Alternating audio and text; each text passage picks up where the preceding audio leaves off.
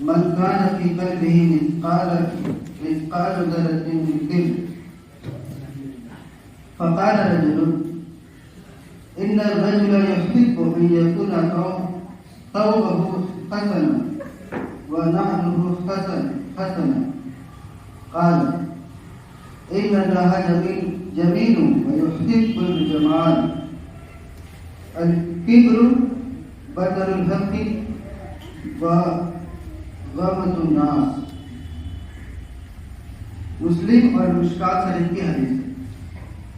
ترجمہ ہے عبداللہ بن مسعود رضی اللہ عنہ سے روایت ہے رسول اللہ صلی اللہ علیہ وسلم نے فرمایا جنت میں ایسا شخص داخل نہ ہو سکے گا جس کے دل میں ذرہ برابر بھی غرور و تکبر ہوگا. ایک آدمی نے دریافت کیا انسان پسند کرتا ہے کہ اس کا کپڑا اچھا ہو, اس کے جوتے اچھے ہوں. آپ صلی اللہ علیہ وسلم نے فرمایا اللہ جمیل ہے اور جمال کو پسند کرتا ہے. تکبر حق کے مقابلے میں اترانے اور لوگوں کو حقیر سمجھنے کا نام ہے. اس حدیث میں جو بات آئی ہے کہ عام طور پہ جو ظاہری طور پہ سمجھا جاتا ہے کہ کافی اچھا لباس اور اچھے جوتے اس طرح کی اور چیزیں بھی آ سکتی ہیں, تو یہ تکبر کی علامت نہیں ہے. ہو سکتا ہے کہ ایک آدمی کو اللہ نے باحیثیت کیا ہو تو اللہ کے یہاں پسندیدہ ہے کہ آدمی اپنے حیثیت کے مطابق نظر آئے. اس کے جسم پر یا اس کے ظاہر پر اللہ کی جو نعمتیں ہیں وہ نظر آئے, یہ پسندیدہ بات ہے. ضروری نہیں کہ اچھا لباس اور اچھے جوتے پہننے والے اس کے اندر کوئی کبر ہو یا تکبر ہو. البتہ تکبر یہ چیز ہے کہ آدمی حق کا انکار کرے اور دوسروں کو حقیر جانے. چند باتیں میں نے اس سلسلے میں نوٹ کی کہ ایک ہوتا ہے اس میں جمال کا لفظ آیا ہے کہ اللہ تعالیٰ جمیل ہے اور جمال کو پسند کرتا ہے, خوبصورت ہے اور خوبصورتی کو پسند کرتا ہے.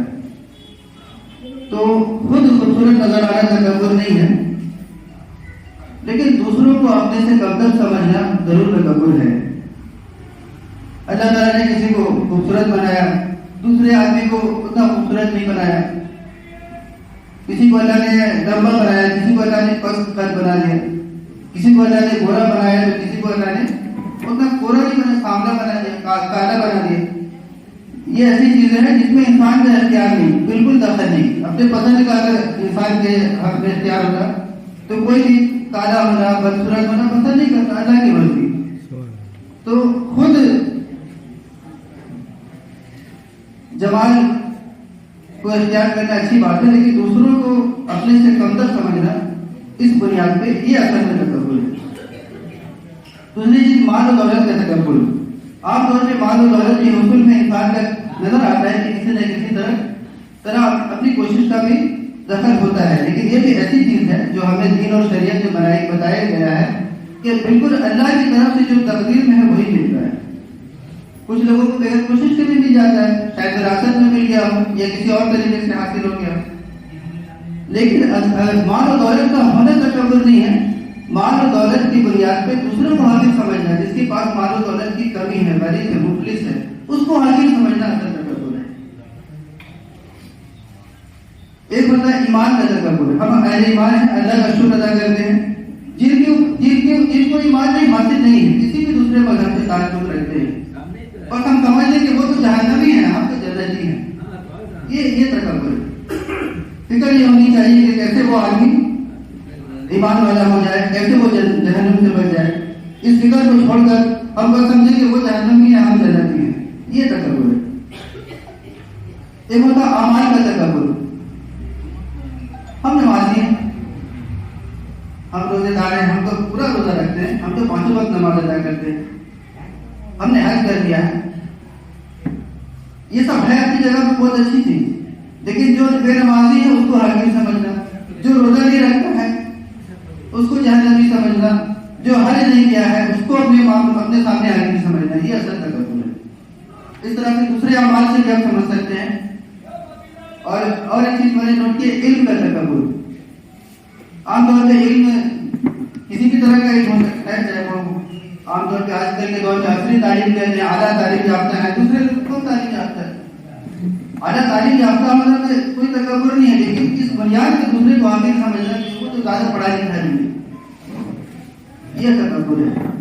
اور اس میں خاص کر دینی تعلیم، قرآن کا علم، حدیث کا علم، دین کا علم، شریعت کا علم اللہ نے ہم کو دیا ہے، اس بنیاد پہ ہم دوسرے کو حاکم سمجھیں۔ وہ تو نہیں جانتا ہے، اس کو تو کوئی مسئلہ ہی جانتا ہے، اس کو تو کچھ معلوم ہی نہیں ہے۔ ہم تو بڑے جاننے والے ہیں، یہ جاننا بہت پسندیدہ ہے، لیکن نہیں جاننے کی وجہ سے دوسرے کو حاکم سمجھنا یہ تکبر ہے۔ ہم جماعت اسلامی والے، تحریک اسلامی والے لوگوں کو ہر طرح کے تکبر سے بچنا چاہیے، اور جو میں نے آخری چیز بتایا علم کا تکبر، اس کا خطرہ ہم لوگوں کو بہت زیادہ ہے کہ جماعت اسلامی سے تعلق رکھنے کی وجہ سے کسی نہ کسی طرح علم حاصل ہو جاتا ہے، لیکن اگر ہم یہ تکبر میں پڑ جائیں کہ دوسرے لوگ ہم سے کمتر ہیں، نہیں جانتے ہیں، تو پھر سمجھیے کہ ہم نے بالکل بھی کچھ نہیں سیکھا۔ اور بہت خاص بات ہو سکتا ہے کہ ہم کو کسی بھی حیثیت سے اللہ تعالیٰ نے برتر بنایا ہو، لیکن اگر ہم نے کسی کو حاضر سمجھ لیا، بس کسی حاضر سمجھنے کی وجہ سے ہو سکتا ہے کہ وہ بات صحیح ہو کہ سامنے والا ہم سے کسی بھی رتبے میں علم کی بنیاد پر، دولت کی بنیاد پر، خوبصورتی کی بنیاد پر ہے، تمہاری بات اپنی جگہ سچ ہے، لیکن میرے تکبر کرنے کی وجہ سے ہم اس سے حقیق بن جاتے ہیں۔